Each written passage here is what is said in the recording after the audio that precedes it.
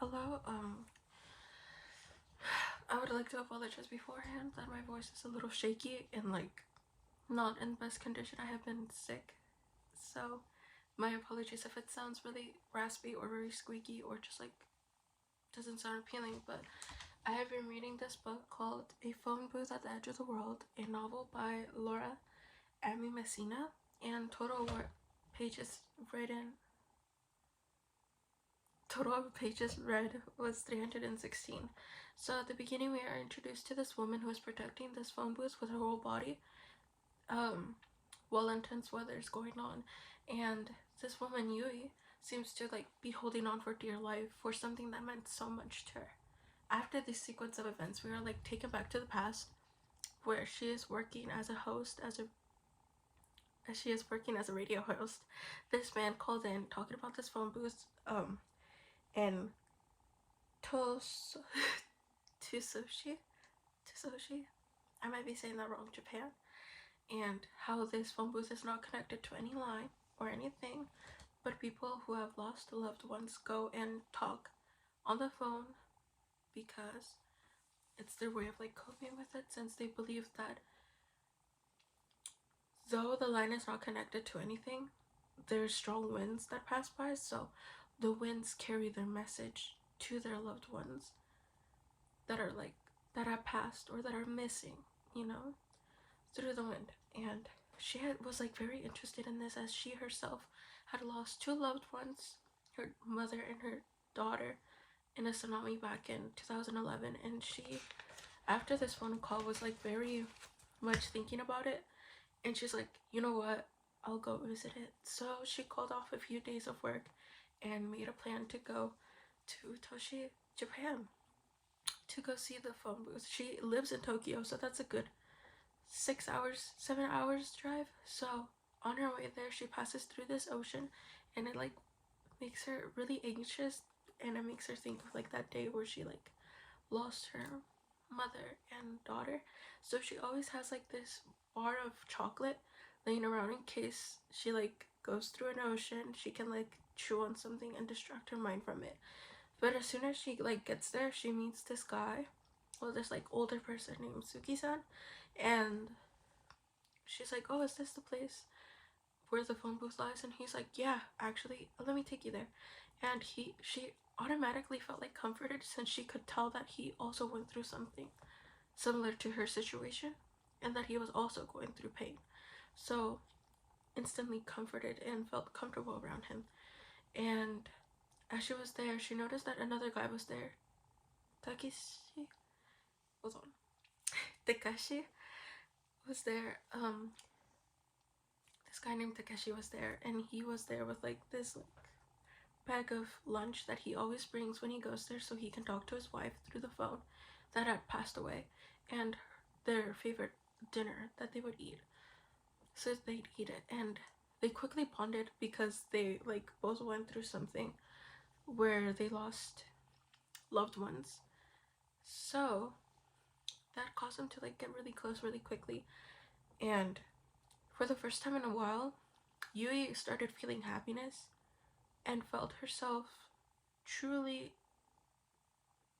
the first time she laughed in a while was with Takeshi. So she felt happiness for the first time, and she was weirded out because she was like, whoa, I haven't felt these emotions in a while. And she was still trying to process them while also enjoying them. And with this, her and Takeshi started getting really close as friends. In the middle of the story, we see that Yui is starting to make small but big steps in a way towards healing from that traumatic moment, such as cleaning out her house, since her daughter passed away, which was really, really hard for her to do. But thanks to Takashi and his support and his help, she was able to do it. While cleaning, she realized how many things she had stored for her daughter, and how her daughter didn't get to enjoy them. And she realized that from there on, she would no longer store stuff for the perfect timing in a way, but instead give it to them at that moment because it feels correct, instead of waiting until oh, let me give her this when she's 15, 16, she'll have these gloves or whatever. It's better to give it in the moment than perhaps her never being able to enjoy it. During this time, Takashi starts to feel something he hasn't felt in a while towards Yui, which was somewhat like love.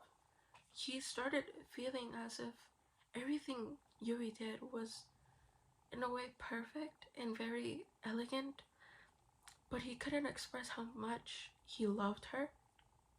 And due to her like going through everything, and due to him also going through everything with his wife passing away, he decided to just like push it aside and not like make a move on it, if that makes sense. And Yui felt something similar in a way during that time, but she was focused on healing and processing her feelings from losing her mom and daughter.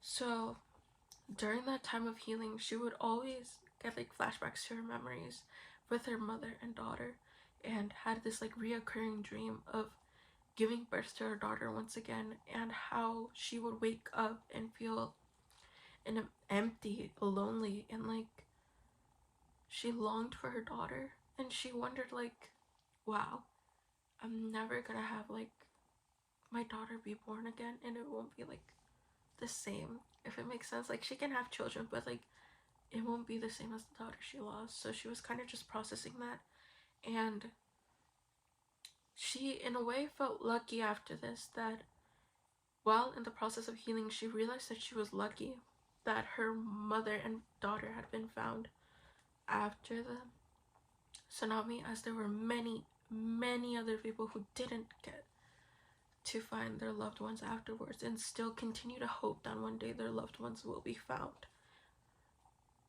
But when she is lucky enough that her mother and daughter were found, they were found tangled up like in a holding position where like they were holding each other really strongly, which was really moving to the people who discovered them and like took a picture of the image, since it was so like endearing in a way.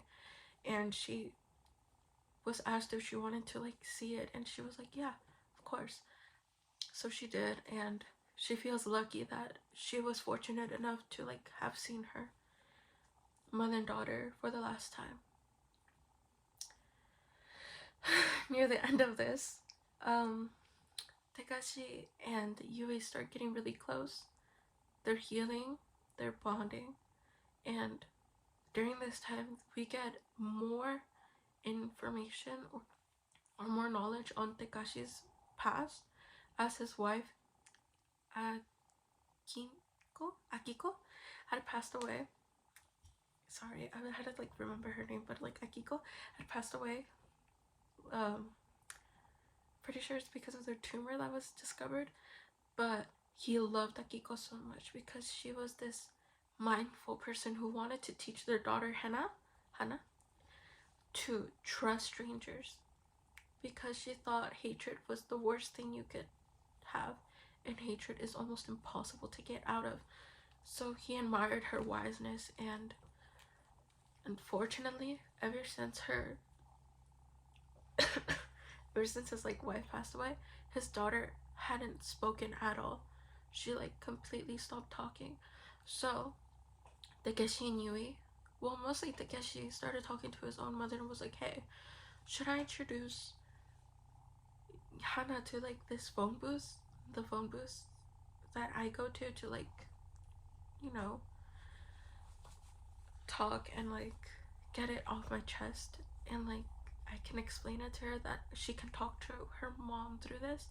And his mom thought it was a good idea, but Takeshi wanted to get Yui's input, since he thought Yui was very wise as well and would give the right information. So with that, he went to Yui, explained the idea, and Yui thought it was a good idea, but that he should take it slowly by introducing her to it, by the overall thing, just introducing that, hey, this is somewhere you can talk and hopefully like get off your chest, and you can talk to your mom through here in a way, and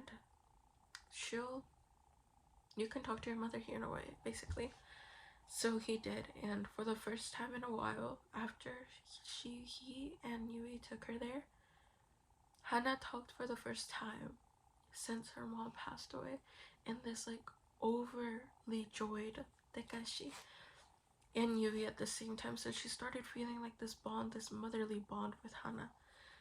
And Takashi at first was like very nervous in introducing Hana to Yui, since he knows that it's difficult for Hana to accept another woman into his life as his like her mother.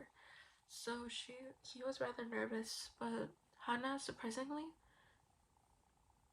almost instantly got along with Yui in a way, which made it easy. And she was very wise for her age, but she's 5 at the moment.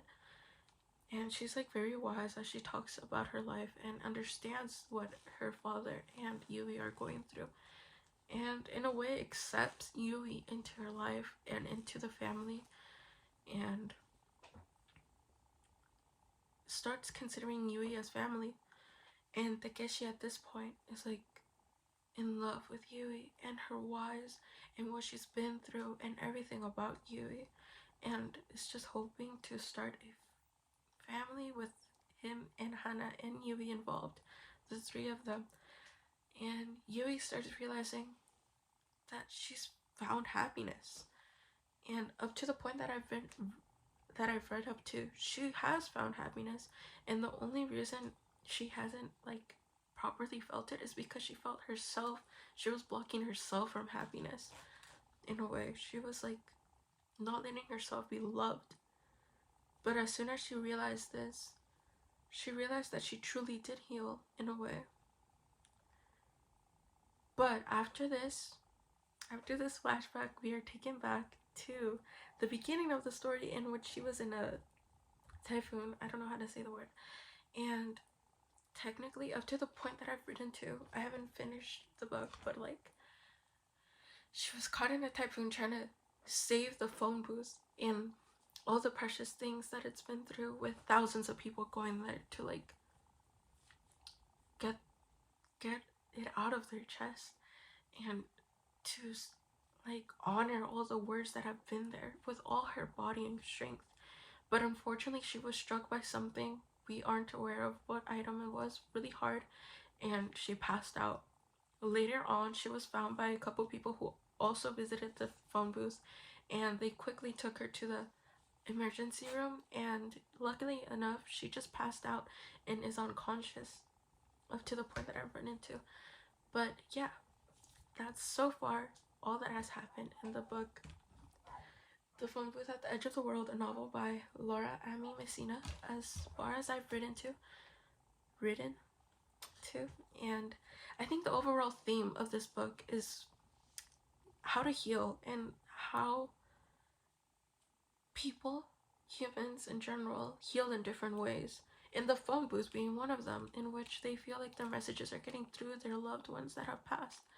But that no matter what you're going through, you will find happiness. Eventually, after that long tunnel of darkness, you will find the light. So I think this book is very inspirational in a way. It made me realize that I should value my time with my loved ones more than I think I should, or that I thought I should, and that anything could really happen. This book overall is very quiet. It goes into depth and is beautifully written, and has kept me like very interested in the book. And I will continue to read this happily, and hopefully I finish it soon, because it's one of the best books I've written so far, and I would totally recommend this to people. And it's a very beautiful story. Thank you so much. Bye bye.